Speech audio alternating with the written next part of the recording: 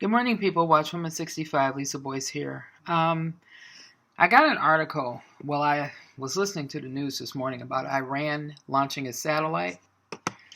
Now, before I get into this story off the New York Times, I want to read this to you. This is out of Zechariah 14:12. And it says, "And this shall be the plague with which the Lord will strike all the people who fought against Jerusalem. Their flesh shall dissolve while they stand on their feet. Their eyes shall dissolve in their sockets, and their tongues shall dissolve in their mouths. And it shall come to pass in that day that a great panic from the Lord will be among them. Everyone will seize the hand of his neighbor and raise his hand against the neighbor's hand. Judah will also fight at Jerusalem, and the wealth of the surrounding nations shall gather together, gold, silver, and apparel in great abundance." Now, not sure whether that's going to happen during the tribulation or before the tribulation. But I'm going to read this article. This came out this morning. This is out of the New York Times, and plus Fox confirmed it. It says, Tehran, the Islamic Revolutionary Guard Corps of Iran, said on Wednesday that it had put a military satellite into orbit for the first time. A surprise launch that came amid wider tensions with the United States. The launch of the satellite, which the Guard called Noor, Noor, or light, has not been independently confirmed yet. The State Department and the Pentagon did not immediately respond to requests for comment. That's because they're worried about it. The announcement raised concerns among experts about whether, the technology used to launch the satellite could help Iran develop an intercontinental ballistic missile. Iran has already abandoned all limitations on its tattered nuclear deal with world powers that President Trump unilaterally withdrew America from in 2018. Mr. Trump's decision set off a months-long series of escalating attacks that culminated in the U.S. drone strike in January that killed top Iranian general in Iraq. Iran countered by firing ballistic missiles at American soldiers in Iraq. For Iran, which is already dealing with the coronavirus outbreak, a struggling economy, and historically low oil prices, and a bunch of sanctions, the missile launch may signal a new willingness to take risk. At home, Iran, which is initially overwhelmed by the coronavirus, is seeking to sway international opinion on U.S. sanctions by highlighting its struggles with the coronavirus outbreak. In Iran, the regional epicenter of the outbreak, the virus has killed more than 5,290 people from among 84,800 reported cases. That's Delilah. That's Delilah.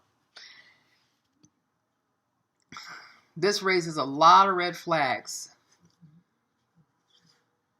said Fabian Heinz, a researcher at the James Martin Center for Non-Proliferation Studies at the Middlebury Institute for International Studies in Monterey, California, which I used to live by.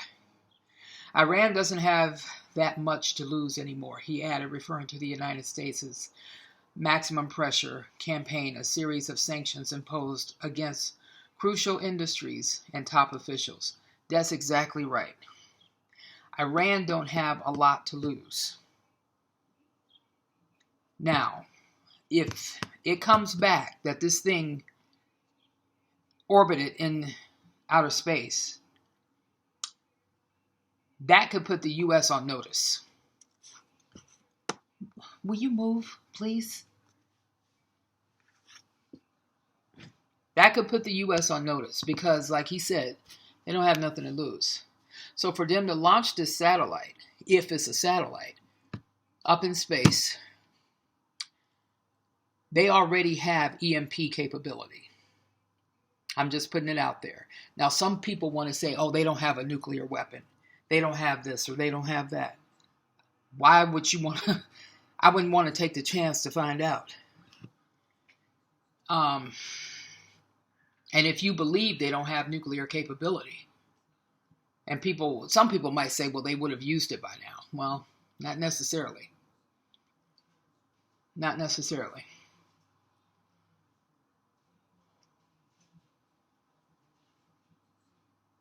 I believe they're getting help from China. I believe they're getting help from Russia.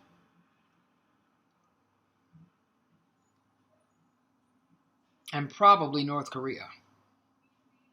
Just to name a few.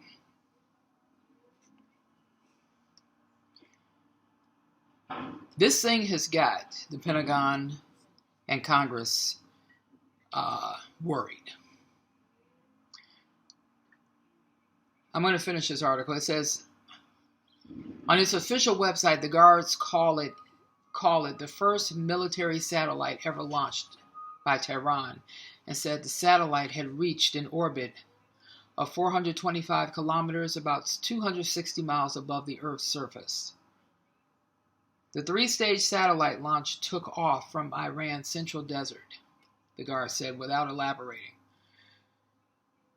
Mr. Hines said, based on the state media images, the launch appeared to have happened at a previous unnamed guard base near Shroud, Iran, about 200 miles northeast of Tehran.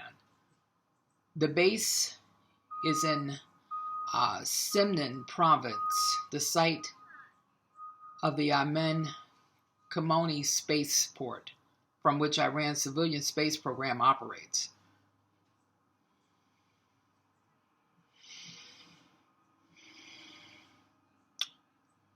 I don't know, folks.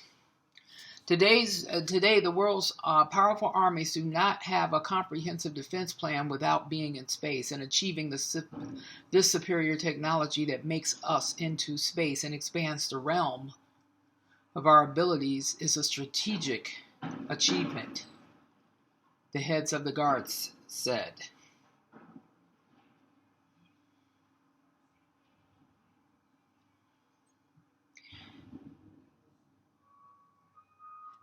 Okay, it says that they had also, sorry about that, they had also failed satellite mission that happened last year that killed 3 researchers.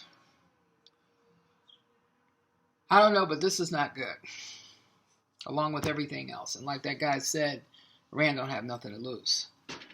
I wanted to come on here and put this out there for you. By all means, comment. People, like I said, people are going to say, well, they don't have nuclear capability. I beg to differ with that. Because they got help from Russia and other surrounding areas. So, they got nuclear capability.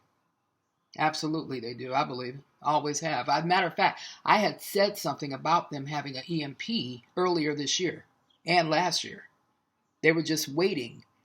I had said that if they get a satellite launched into space, into orbit, that was going to be their move. We just have to watch and see what's going to happen, unless we're raptured out of here, which I'm hoping for. But anyway, I'll be back on later with other stuff. I'll link the article in the description box. Have a nice morning.